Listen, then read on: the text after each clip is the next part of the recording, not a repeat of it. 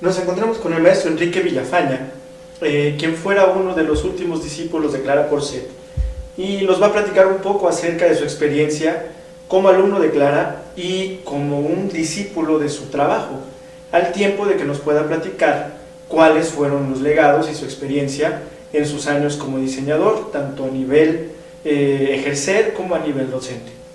Enrique, ¿cómo estás? ¿Qué tal, Jorge? Mucho gusto estar por acá contigo y más gusto platicar de este tema que la verdad es una delicia estarse acordando de Clara Porcet.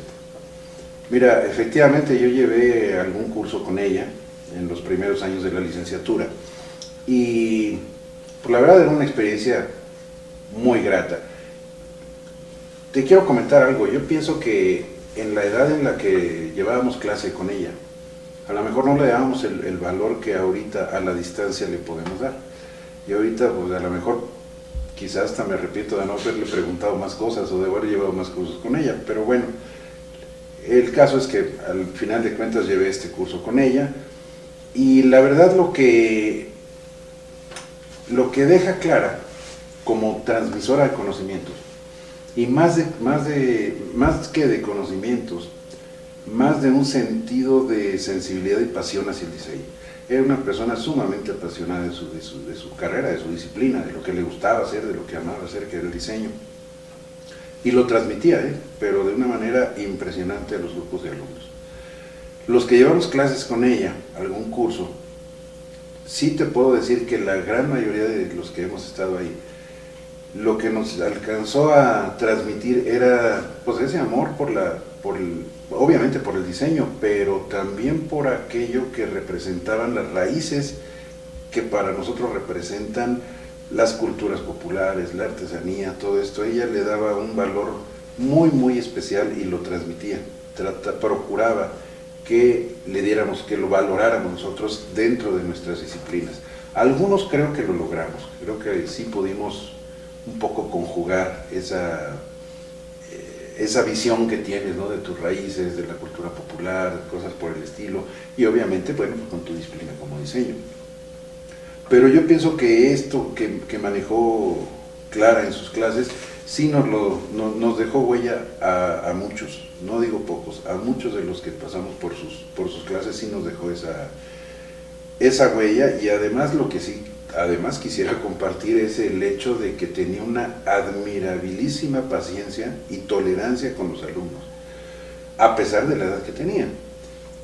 Y bueno, pues obviamente que ya por la edad que ella tenía y las enfermedades que ya empezaban a quejarla, pues tú sabes que cualquier persona con esa edad y con algún achaque pues no es muy tolerante, que digamos. Con los alumnos era impresionante la forma en cómo incluso sentía un interés inmediato por las dudas que podían surgir en sus clases por parte de nosotros, sus alumnos, ¿no? Y te lo respondía y te lo decía con tanta paciencia y con tanta calma que tú decías, bueno, pues esta señora esa es su vocación, ¿no?, el diseño y quizá también la docencia. Ok.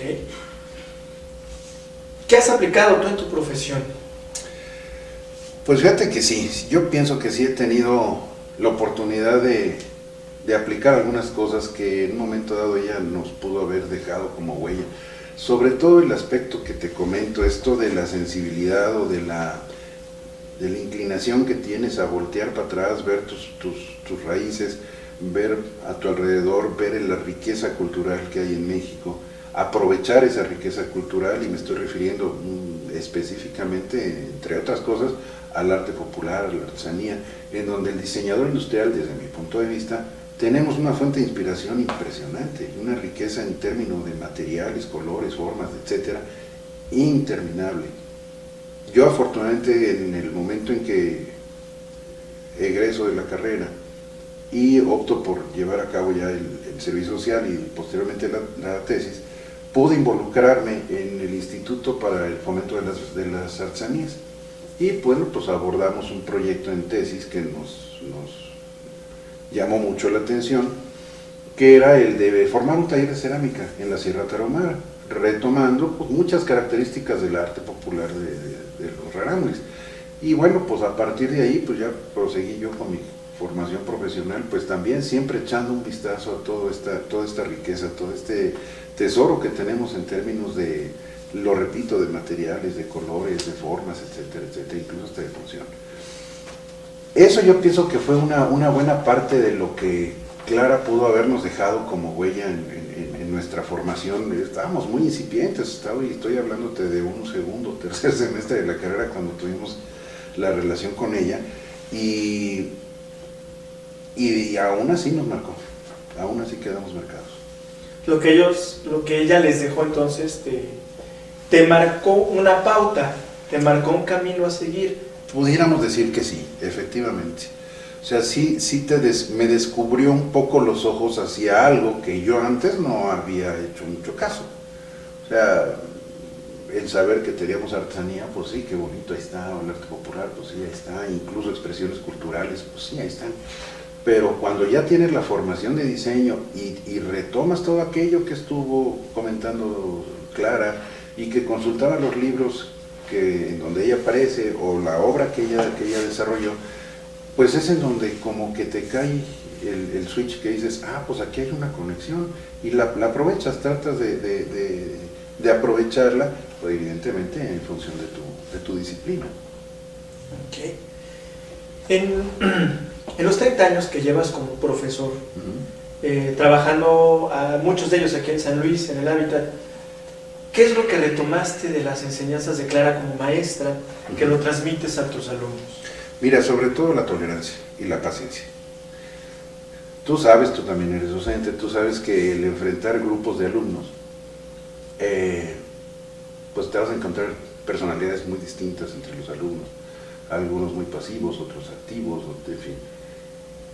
Y yo lo que recuerdo mucho de Clara es que esa paciencia que nos otorgaba, en el momento en que incluso levantabas la mano y con toda la parsimonia posible volteaba su cara, se te quedaba viendo y te decía, hablándote de usted, adelante, dígame qué necesita. Pues ya cuando te volteaba y te decía eso, como que te empezaba a cohibir, ¿verdad? Pero es que era su manera de ser y la paciencia con la que ella trataba a los alumnos.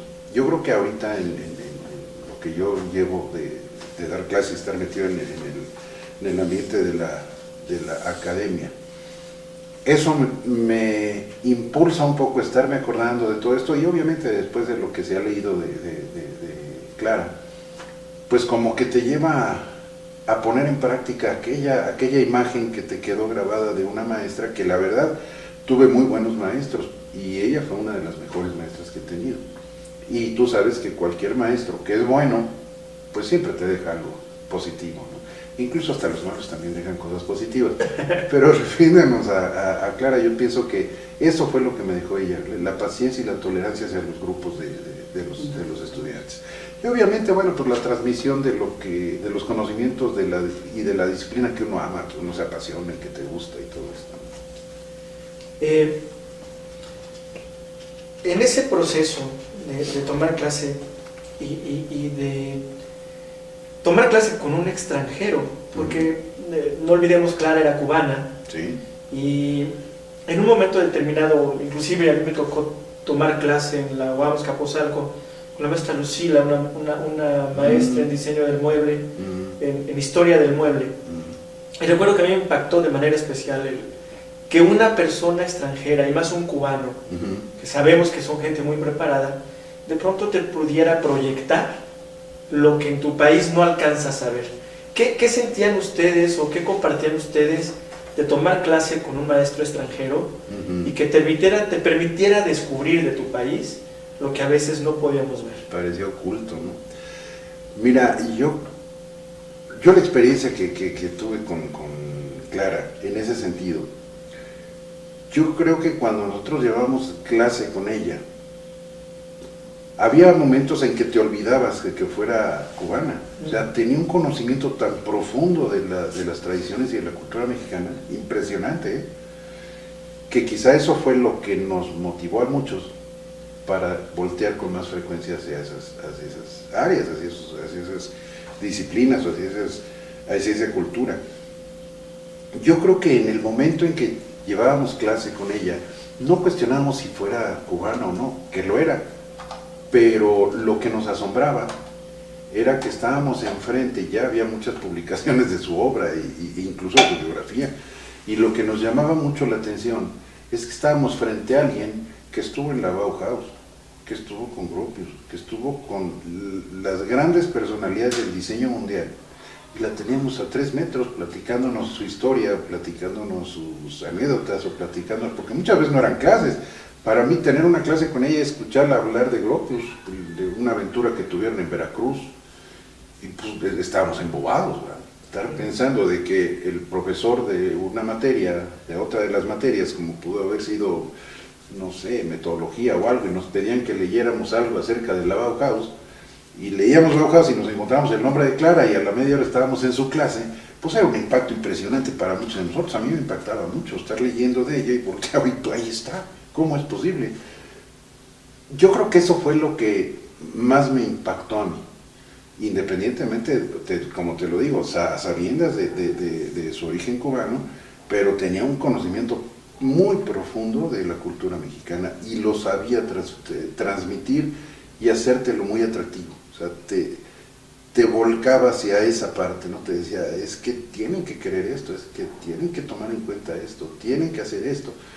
Todo en función al conocimiento que ella tenía de esa riqueza cultural que había en México. ¿A qué hora la adquirió? ¿Cómo la adquirió? Eso sí no te lo puedo decir, no sé. Pero de que tenía ese conocimiento y era muy, muy profundo. Comentabas hace un momento, una charla previa, una experiencia de la última clase que tuvieron en aula. Sí.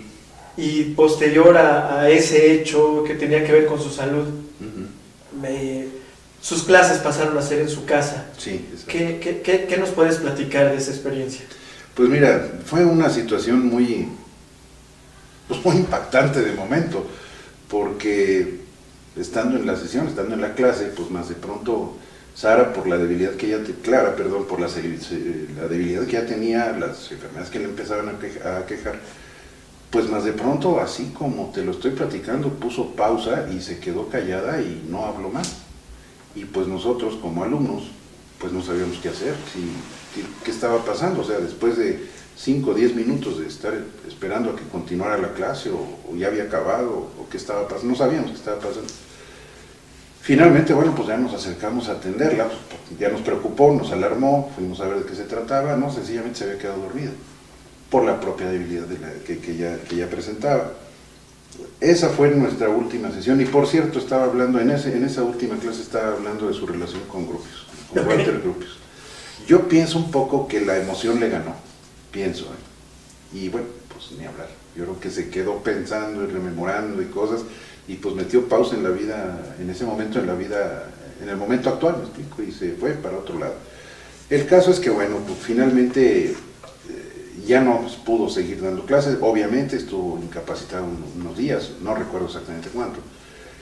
Y al tiempo el coordinador de la carrera sí nos comentó, ¿saben qué? Pues los que estaban tomando la clase con Clara, pues los que quieran pueden seguir yendo a la clase, a seguir el curso y terminar el curso, pues en casa de Clara, que vivía relativamente cerca de allá de la UNAM.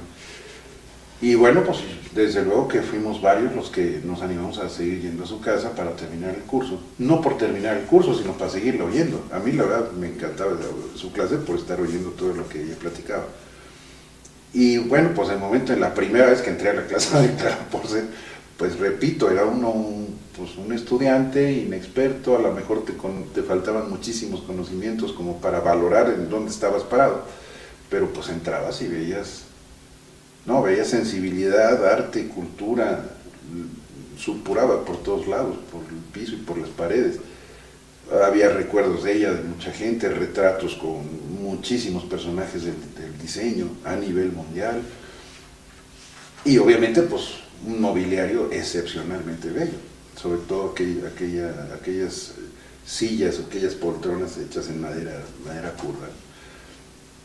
Fue una experiencia inolvidable, que yo creo que si tuviera yo la habilidad de poder dibujar con un realismo tal, yo creo que me acuerdo hasta de detalles de las mesas y de algunos detalles de cuadros y de unos jarrones, un reloj que tenía colgado ahí arriba de una chimenea, en fin, cosas por el estilo. ¿Hechos por ella?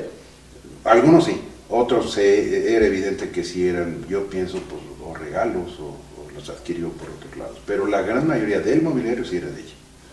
Por lo menos lo que era sala, comedor, cámara, porque nos hacía tour para conocer su casa, porque pues nos asombraba, ¿verdad? Te repito, lo veíamos en los libros y entrábamos y estaban ahí las cosas, pues de dónde salió, ¿no? Pues era obra de ella. En ese proceso de conocer su casa, de ver de viva voz el trabajo de un diseñador industrial, cuando estabas en el proceso de convertirte en uno, ¿qué te llevaste a casa después de esas clases en su casa? Fíjate que me llevé dos cosas. Primero, la más importante fue la calidez con la que nos trataba dentro de su casa. Era muy distinto el comportamiento en una aula que en su casa. En su casa nos convidaba una taza de té o un vaso de agua o quizá un café. Ella no tomaba café, tomaba té. Esa calidez con la que nos trataba es la que a mí me asombraba. Me decía, pues, qué bonita señora, porque en aquel entonces pues yo era un chavo, nos rebasaba los 20 y tantos, y esta señora pues ya era una señora. Yo decía, qué bonita señora. Y con esa bonita señora llegaba yo a mi casa, y curiosamente mi abuela todavía vivía. Y mi abuela era un poquito lado opuesto, mi abuela era muy autoritaria y muy castigadora. Entonces entraba yo en un conflicto, decía, pues si aquella abuelita es excelente, es bien dulce, llegaba con mi abuela y pórtese bien porque si no te tocaba un chicotazo. Vamos, esa grata experiencia que ahorita la recuerdo y me da mucha risa, ese comparativo que hago, ¿no? Me da mucha risa, pero era muy impactante. Decía, bueno, cómo la personalidad de alguien que no tiene ninguna relación familiar con uno, cómo es que te puedes identificar también, te abre tanto su manera de ser como para que te identifiques y platiques con ella, hasta de tú. Nos pedía que le habláramos de tú, los estudiantes. No nos prohibía que le habláramos de usted, y ella nos hablaba de usted a nosotros. ¿Por qué? No sé. Una dinámica muy de los profesores de la época, ¿no? Me imagino que sí. Yo recuerdo en ese sentido, o mis padres también eran profesores y siempre fue hablar de usted a los alumnos. Sí. En el proceso de diseño actual, si analizamos la historia, precisamente Clara Porcel, que participó con varios arquitectos mexicanos desarrollando mobiliario y diseño de interiores, es fácil notar un punto de partida de 1968, antes de y después de. Y luego se viene un proteccionismo de la industria mexicana durante los 80s, que lejos de beneficiar realmente al país a nivel industrial, lo hundió en una carencia de oportunidades para los diseñadores. ¿Qué logras ver hoy en día del legado de Clara en los objetos de uso cotidiano? Mira, tienes toda la razón. O sea, Clara tenía un sentido de trabajo del equipo, de trabajo en equipo, muy bien desarrollado. Yo creo que lo desarrolló incluso desde muy joven. Digo, dada toda su trayectoria, pero yo me imagino que sí supo trabajar muy bien las condiciones bajo las que había que trabajar en equipo. Y lograban los equipos de trabajo excelentísimos, por lo menos en donde ella estuvo, en donde ella intervino, pues se dieron resultados muy buenos. Como bien dices, con algunos arquitectos mexicanos.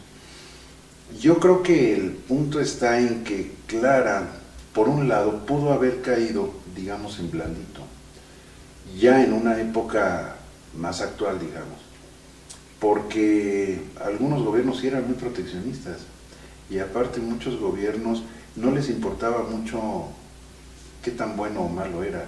Lo que les importaba era, en un momento dado, que tuvieran otra nacionalidad para cobijarlos. Tuvo esa oportunidad, esa gran oportunidad, Clara Porcel, y la aprovechó muy bien. Pudo posicionarse muy bien. De hecho, tuvo pues la oportunidad de prácticamente ser la iniciadora de algunas carreras de diseño industrial en México, gracias precisamente a ese reconocimiento que le dio el gobierno federal. Y no abusó de ese reconocimiento, afortunadamente, sino que bien lo aprovechó. Yo creo que el legado que deja Clara, entre otras cosas, para mí son dos muy importantes. Esa intervención que tiene en la formación de nuevas escuelas de diseño en México, que bueno, pues hasta la fecha las escuelas siguen funcionando y pues ahí están. Y la otra es pues el legado que deja a través de su premio para diseñadoras industriales, que es el premio anual de Clara Porcet, en donde se ha creado a base de un fideicomiso para que anualmente se lleve a cabo este concurso y bueno, pues participan exclusivamente mujeres, ¿no? Diseñadoras industriales. Yo pienso que estas dos cosas, para mí, el aporte que da Clara es excepcional. Me llama la atención porque hasta la fecha no ha habido un aporte por parte de un mexicano al diseño que digamos, oye, pues ya se equiparó con lo que pudo haber hecho Clara. A la fecha todavía no, y ya Clara ya tiene un tiempo de... ¿Por qué crees? Yo pienso, por un lado, pienso que es lo que te decía yo, de aprovechar un poco ese cobijo que le dio el gobierno federal. Le dieron muchísima entrada a Clara, o sea, fue sensacional lo que hicieron con ella. No sé el interés real que pudo haber habido por parte de en ese entonces el presidente o las gentes que estuvieran encargadas de todo este rollo, pero de que se le dio el apoyo absoluto, eso fue evidente. Todos los premios que se llevaron a cabo del INSE y de todo esto, pues mucho tuvo que ver ella, que aunque después mucha gente como que se quiso colgar algunas medallas al respecto, pero mucha gestión de todos esos concursos, de todas esas escuelas incluso, pues fue labor de gestión, más bien dicho, de Clara. ¿Por qué a la fecha no hay un diseñador? Mira, somos muy chistosos los mexicanos, creo yo. O sea, tenemos mucha capacidad, pero siento que en algunas ocasiones nos gana la avaricia, las ganas de ser más y más y más, y por estar preocupados, por estar haciendo más y más y más, no nos preocupamos por el ahorita, voy a hacer esto y aquí es mi labor, ¿no? Como que siempre pensamos en más allá. Eso yo pienso que nos desvía un poco de poder lograr lo que Clara hizo. Clara tenía muy clarito lo que quería hacer y lo hizo, punto. Ella pudo haber tenido, no sé, quizás hasta puestos en el gobierno y cosas por el estilo, a ella no le interesaba nada de eso. Ella quería dar a conocer y reivindicar el nombre del diseño industrial en México, punto. Esa era su meta y la cumplió cabalmente. Dirías, digamos, sabiendo la retrospectiva a los años que tienes ahora como profesional de diseño, como maestro del diseño, que Clara entendió el concepto europeo que se quería sobre el diseño y lo trajo a México. Sí, digamos que sí. Las escuelas de diseño en México iniciaron bajo ese esquema. Sí, te estoy hablando del Ibero, de la UNAM, que fueron las primeras universidades donde se abrieron las carreras de diseño industrial. Y sí, el enfoque era meramente europeo. Y mucho, pienso yo, influenciado precisamente por Clara. Ahora te voy a decir otra cosa, en ese entonces los pioneros del diseño mexicanos, y te estoy hablando pues entre otros de los que ahorita recuerdo así de manera muy rápida, bueno, que tengo más a la mano en la memoria, es Ernesto Velasco León, que él es arquitecto de profesión, sin embargo hizo un posgrado en Inglaterra en cuanto a diseño industrial, entonces regresa, coincide con Clara, y empiezan a armar ya todo lo que se refiere a las carreras de diseño en México. Pero comento lo de Ernesto porque él venía de Europa. Y Clara, pues obviamente que tenía una visión muy clara de cómo se debía manejar el diseño con una visión europea. Y tal cual fue como empezaron a jalar en México las carreras de diseño industrial. Teníamos nosotros muchísima referencia de autores europeos durante la carrera. Pregúntame si me dieron alguna referencia de algún autor que no fue europeo, no recuerdo. Estaba Louis, nada más, es el único que me acuerdo ahora. Okay. Entonces había finalmente una influencia del diseño europeo, una influencia del trabajo que viene pues desde el Art and Craft, con su paso por la Bauhaus, con todas las tendencias que se manejaron en esos años y que obviamente se rompió en una parte por la guerra, pero al momento viene un boom después, ¿no? Dentro de esa reconstrucción de Europa, y que de alguna manera gracias a Clara nos llega aquí a México, ¿no? Exacto. Una pregunta curiosa, ¿Clara de qué tendencia era? ¿De Castro o contra Castro? Pues no, sí, más bien tendía a la izquierda. Tendía a la izquierda. Sí, sí tendía a la izquierda, Clara Porcel. Bueno, pues es evidente que Walter Gropius y todos ellos también eran gente pues muy contestatarios, ¿no? En su momento eran muy contestatarios y pues evidentemente rechazaban todos aquellos formulismos que daba el imperio y todo este argüende. O sea, de alguna manera ellos lo que pretendían era reformar las condiciones educativas en las universidades. Aquí cabe mencionar algo muy curioso. Uno de los puntos importantes uno de los momentos importantes en donde incide Clara, pues teníamos el gobierno de Luis Echeverría, que era un gobierno que tendía a la izquierda, muy disfrazada si tú quieres, pero tendía a la izquierda, o eso era lo que pretendía que pareciera. Y bueno, pues eso favoreció en buena medida por la actuación que tuvo Sara durante esos años, que ya fueron los finales, ¿no? Ya no tenía la misma energía de los 40 o 50.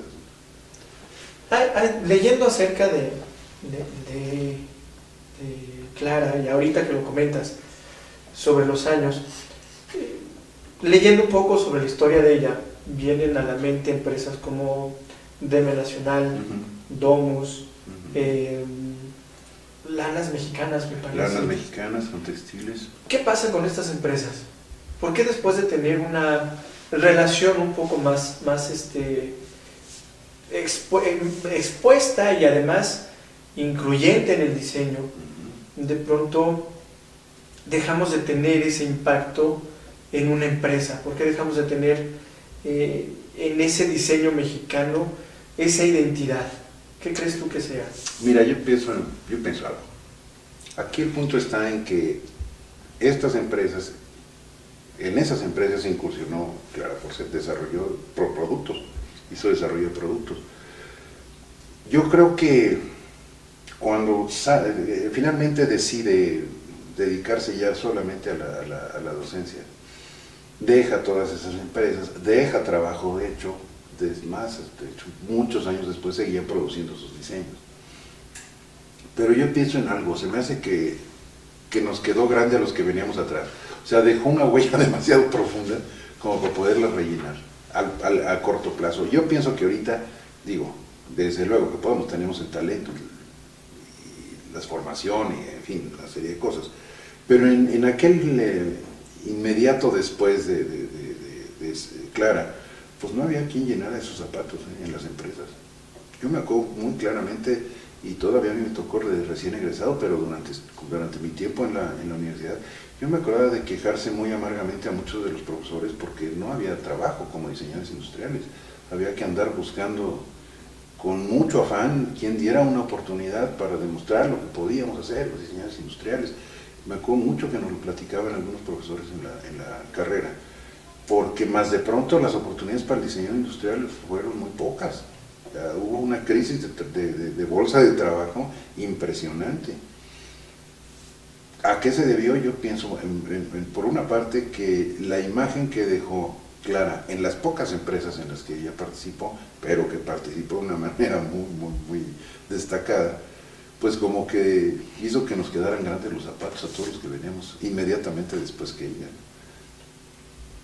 Hay algo que me llama la atención de lo que dices y me suena interesante retomarlo. Clara trabaja de la mano con arquitectos. Yo algo que recuerdo de la carrera, y supongo que a lo mejor probablemente también haya sentido esa tendencia, es la ruptura entre arquitectos y diseñadores industriales, siendo que en el caso real, en la práctica real, son, junto con los ingenieros y arquitectos, los diseñadores son una mancuerna, ¿no? En el caso del interiorismo, hacia cómo decorar esos espacios, y en el caso del ingeniero, hacia cómo llevar a la realidad una producción en serie, ¿no? ¿Por qué existe esa ruptura? ¿Qué crees que haya pasado? Mira, yo pienso lo siguiente, y mira que te lo digo ya con 30 años de experiencia de estar metido en las universidades, y yo creo que el pleito sigue siendo el mismo. Yo creo que lo que sucedió con el diseño industrial y la arquitectura, como tú sabes, muchas de las carreras que se dan en las universidades, pues siempre fueron cobijadas por las escuelas de arquitectura, De hecho, las escuelas de arquitectura fueron las promotoras de que se abrieran las carreras de diseño industrial, y los arquitectos, los promotores y los gestores para que se echaran a andar estas licenciaturas. Pero yo creo que llegó un momento en que las licenciaturas de diseño industrial empezaron a madurar de una manera más rápida de lo que se pudieron haber imaginado los arquitectos. Pudimos llegar a tener una mucho mayor madurez, pudimos llegar a tener algo que los arquitectos es difícil que tengan, poder llevar a cabo una idea, materializarla y verla funcionando en un plazo relativamente corto de tiempo, ya sea a través de modelos, de simuladores o hasta de prototipos, o bien hasta de producciones de pequeñas series, cosa que el arquitecto se ve incapaz de hacer. O sea, él no puede hacer una comprobación real dentro de la carrera, ni puede llevar a cabo más allá de una maqueta que te dé pues más o menos una idea de proporciones, colores, formas, etc. Los diseñadores industriales podemos comprobar hasta mecanismos, podemos comprobar hasta funcionamiento, podemos comprobar muchas otras cosas. Y eso que nos vuelve un poco más maduros es lo que nos hace refunfuñar de los arquitectos, porque no nos dejan, en un momento dado no nos dejaban salirnos de su capullo, de su área de influencia. O sea, las carreras de diseño industrial, yo me recuerdo muy bien algunas voces de algunos directores de facultades o de escuelas de arquitectura que decían, ¿no? Las carreras de diseño industrial nos pertenecen, o sea, nosotros somos los autores de esa disciplina. Pues yo ahorita lo oigo y me da risa, ¿verdad? Pero en aquel entonces pues sí nos daba mucho coraje, porque yo como estudiante pues decía, bueno, pues ya tenemos lo suficiente para hacer, ¿por qué depender? Y curiosamente esa manera de pensar la traje a San Luis, y aquí también, o sea, la carrera de diseño industrial pues está cobijada por una facultad que originalmente fue una escuela de arquitectura. Y entonces cuando comento cosas así como de que somos suficientemente independientes y autónomos, pues como que no me ven con gratos ojos los arquitectos de la facultad, ¿no? Pero yo pienso que es eso, o sea, la velocidad con la que pudimos madurar y ver nuestros propios resultados. Eso es lo que nos pone un poco en pique, nos deja como una competencia con los arquitectos, una competencia profesional, digamos, ¿no? Y luego ves que los arquitectos incursionan en el diseño de mobiliario porque no pueden incursionar en muchas otras áreas que nosotros dominamos. Entonces como que hasta te da risa, bueno, me lo comentan mis alumnos, dice, es que me da risa que los arquitectos anden diseñando las banquitas de una avenida o de una calle o de lo que sea. No, bueno, pues déjalo ser, o sea, el chiste es que ellos hacen una propuesta integral de diseño, y a lo mejor esa parte de bancas o sillas o lo que sea, pues parte de un mobiliario urbano, que bueno, pues parte de su concepto de diseño, déjalo ser, o sea, hasta ahí estamos de acuerdo, y viva la paz. Pero yo pienso que es eso, la manera con la que pudimos haber madurado nosotros más rápidamente. Okay. Por ahí pienso que es pues, un poquito el conflicto. Reflexionando hacia Clara nuevamente, vamos a hacer una hipótesis un poco fantasiosa, ¿no? Pero ¿qué crees que podría estar enseñando hoy en día?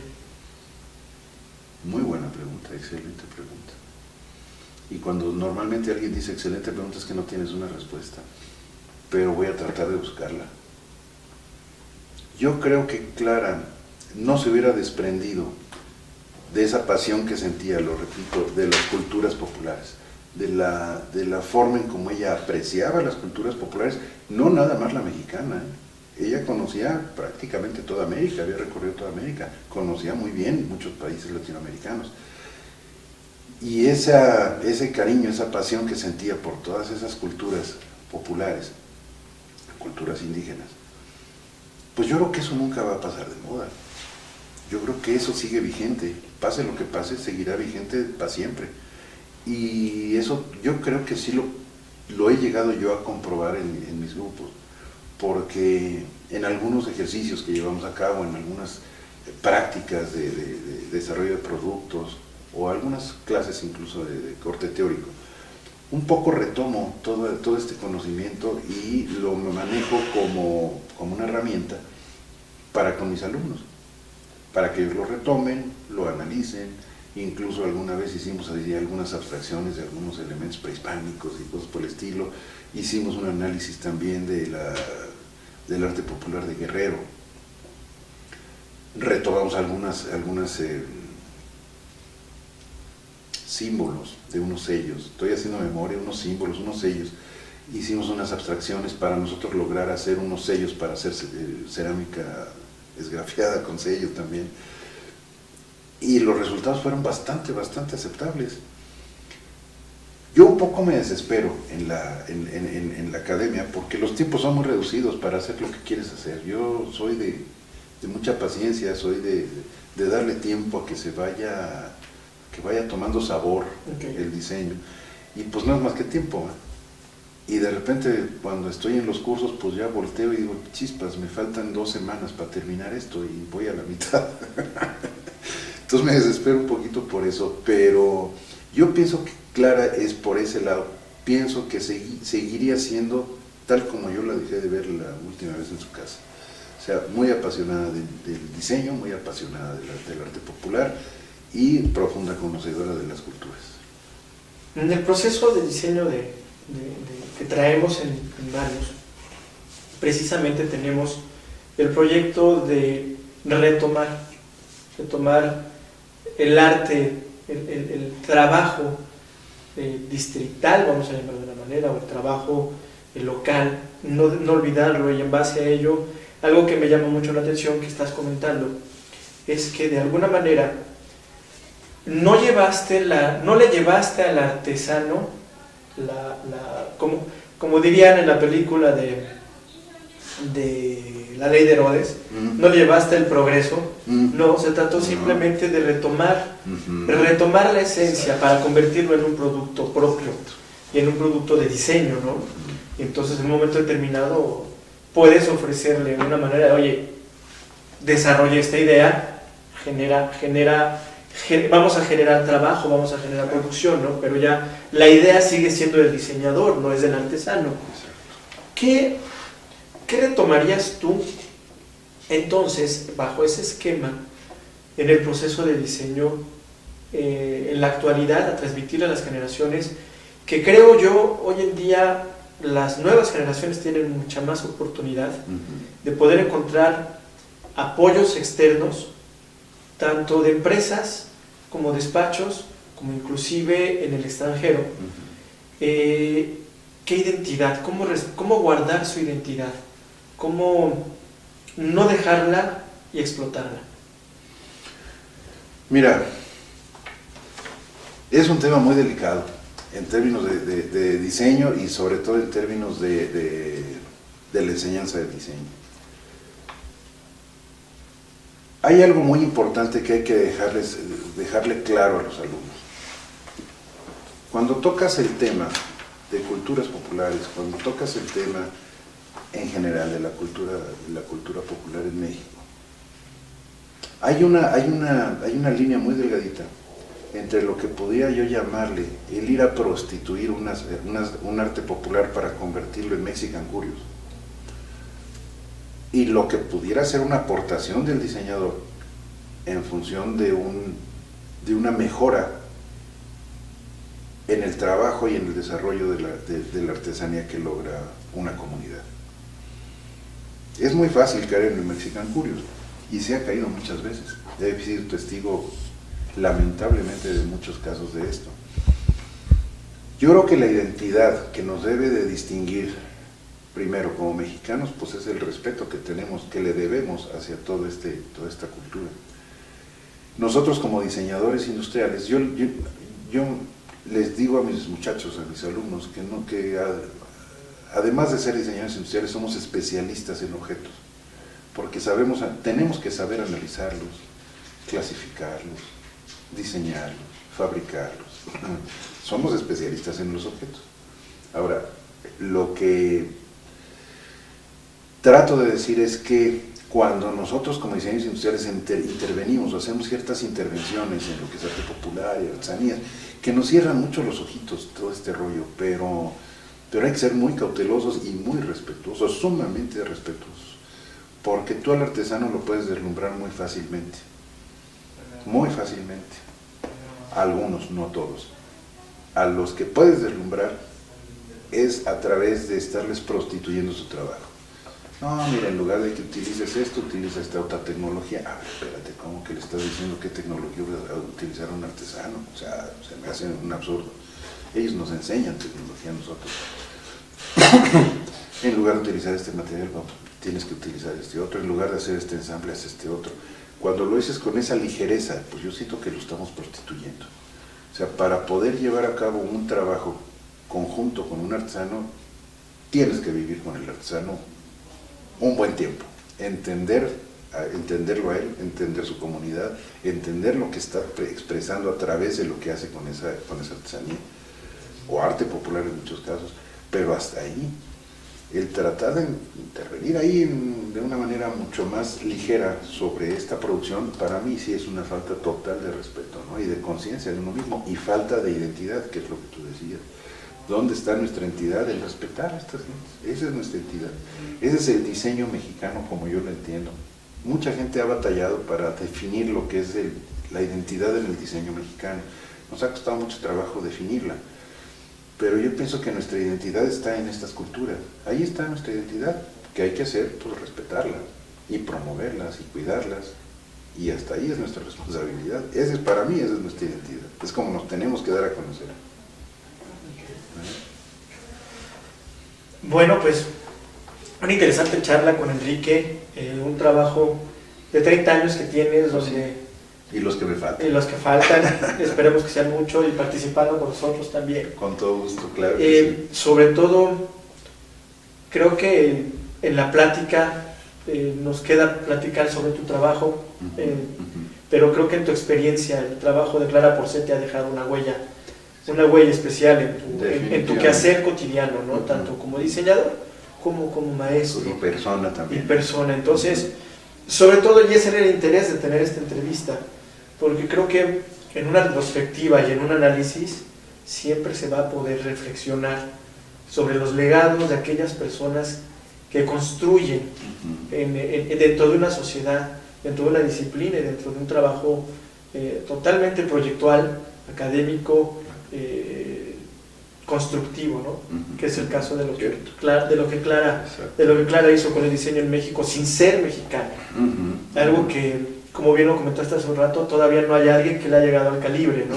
Sí. En el proceso tan profundo. Sí. Pero bueno, esperemos que pronto lo podamos ver a alguien. Ver ahí. Sí. Enrique, muchas gracias. Gracias a ti, Jorge. Encantado de la vida. Cuando quieras podemos continuar con otra charla como esta. Ya verás que sí. Encantado de la vida. Ya verás que sí. Muchísimas gracias. Pues muchísimas gracias. Trabajo para VM, Campus San Luis Potosí y Escuela Nava con el proyecto de la nueva Academia de Bellas Artes de Milán.